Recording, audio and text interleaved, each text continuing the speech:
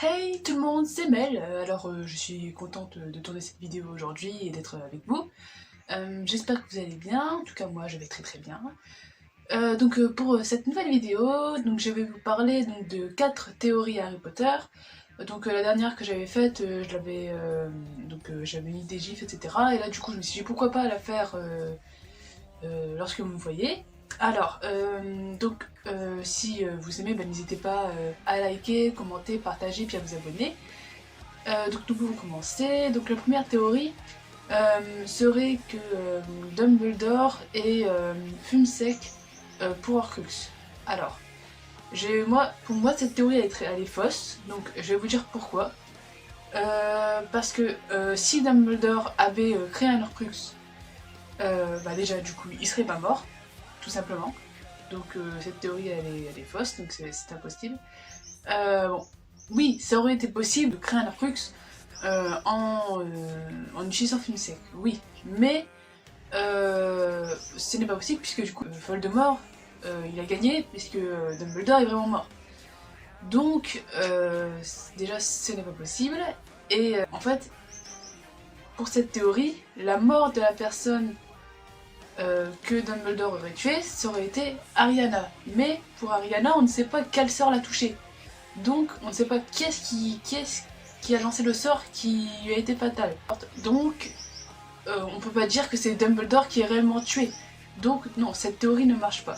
Mais bon, je trouvais quand même intéressant de parler de cette théorie et de dire pourquoi elle fonctionnait pas et donc pourquoi elle était fausse.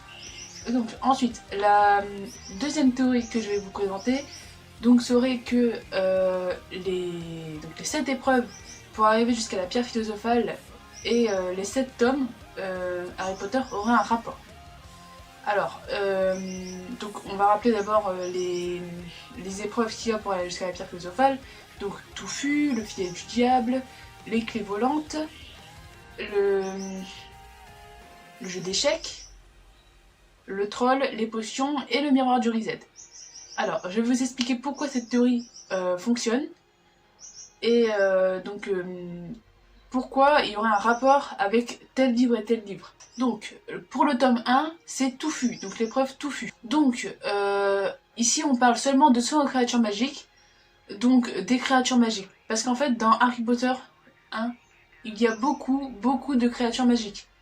Touffu, il y a les licornes, il y a les dragons, donc il y a vraiment on parle beaucoup de créatures magiques.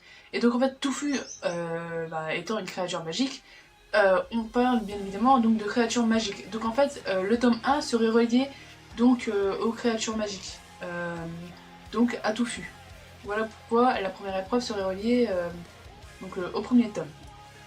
Alors donc pour le deuxième tome, le filet du diable est relié à la chambre des secrets. Pourquoi? Alors parce qu'en fait, Harry et Ron sont dépendants de Hermione, comme pour la deuxième épreuve pour le filet du diable. Pendant l'année scolaire où il y a la chambre des secrets, c'est Hermione qui va proposer le polynectar. C'est Hermione qui va trouver où se trouve la chambre des secrets en quelque sorte, et comment le basilic se balade dans l'école. Donc en fait, ils sont dépendants de Hermione. Aussi, on parle de botanique dans ce bouquin, enfin dans ce livre et dans ce film. On met en avant le cours de botanique. Donc voilà pourquoi, selon moi, l'épreuve justement de botanique, donc avec le filet du diable, est reliée au tome 2, à la chambre des secrets. Le tome 3, serait relié aux clés volantes. Donc le prisonnier d'Azkaban est relié à l'épreuve de sortilège. On parle bien évidemment de sortilèges quand on parle du Patronus, etc. Donc en fait, dans le tome 3, c'est relié avec les sortilèges. Donc la quatrième épreuve est reliée au tome 4. Alors, vous allez me dire, oui, le tourne des trois sorciers, le jeu d'échecs, il n'y a pas vraiment... on parle pas vraiment de métamorphose. Alors, non, on parle pas vraiment de métamorphose, seulement quand Crum se transforme en semi-requin pour sauver Hermione lors de la deuxième épreuve du tournoi des sorciers. Mais on parle aussi de jeu, parce que dans le jeu d'échecs il y a jeu, et en fait le tournoi des trois sorciers c'est un jeu, et donc en fait voilà pourquoi la quatrième épreuve, donc l'épreuve de McGonagall, est reliée au tournoi des trois sorciers, parce qu'en fait le tournoi des trois sorciers est un jeu avant tout, et le jeu d'échecs est un jeu aussi. Donc en fait voilà ce qui relie ces deux cette épreuve et ce film. Alors, le 5e tome est relié donc à l'épreuve du troll, l'épreuve de Quirrell, parce que on évoque très souvent, même tout le temps, la défense contre les forces du mal dans ce livre, dans ce film. Donc voilà pourquoi le tome 5 est relié au troll, parce qu'en fait on parle tout le temps des cours de défense contre les forces du mal.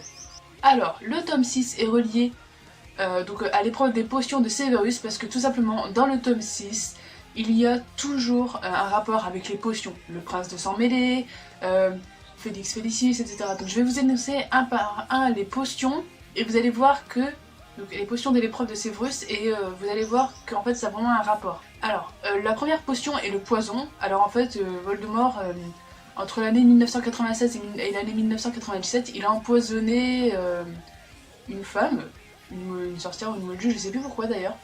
Enfin ouais, il l'a empoisonnée d'un poison lent et douloureux, et du coup elle est morte.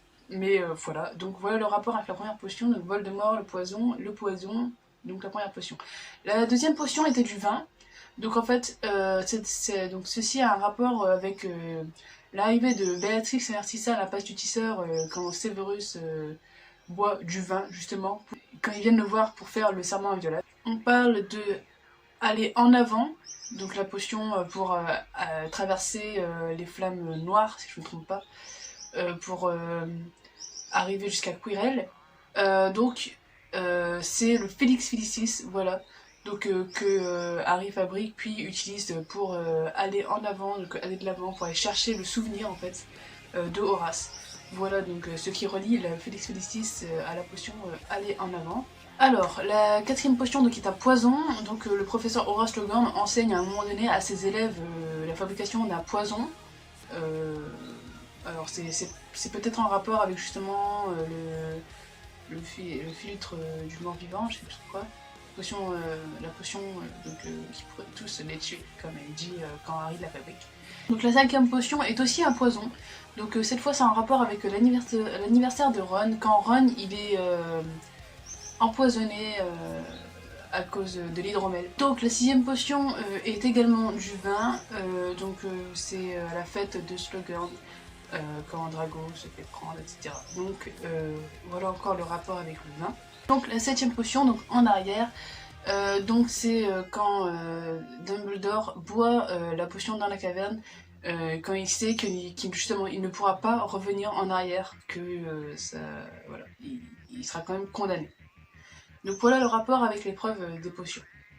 Et ensuite, l'épreuve avec le miroir du Rused est reliée au 7e tome. On parle bien évidemment du miroir à double sens avec le miroir de Sirius. On voit qu'en fait c'est carrément un miroir, donc les autres tomes et le tome 7, c'est carrément un miroir, ils ne rentrent pas à Poudlard. Ils vont pas dans le Poudlard Express, etc. Ils cherchent les Horcruxes. Donc c'est carrément un miroir, c'est carrément différent des autres années.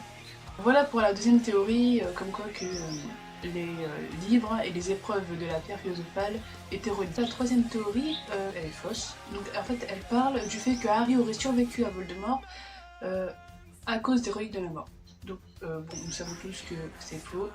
Mais bon, je tenais quand même à en parler. Alors, en fait, non, Harry ne s'est pas caché sous sa cape d'invisibilité pour échapper à Voldemort. Voldemort a simplement détruit l'Horcrux qui était en Harry, et c'est pour ça que Harry a pu survivre. Voilà. Mais c'est simple. Puis, comme le disait le conte des trois frères, on ne peut pas échapper à la mort. Qu'importe ce qu'on essaye de faire, ce n'est qu'illusion, la mort nous rattrapera toujours. Et donc, la dernière théorie. En tout cas elle est courte, mais ce serait qu'en fait le coût de toutes les années à Poudlard reviendrait à 37 868 €. Est-ce que vous vous rendez compte combien ça fait? C'est carrément cher. Voilà, donc cette vidéo est terminée, donc j'espère qu'elle vous a plu. Donc si c'est le cas, n'hésitez pas à liker, commenter, partager, puis à vous abonner. Donc je suppose que vous avez déjà entendu parler de ces théories, donc n'hésitez pas à le dire dans les commentaires. On se retrouve la semaine prochaine pour une nouvelle vidéo. C'était Mel, bisous.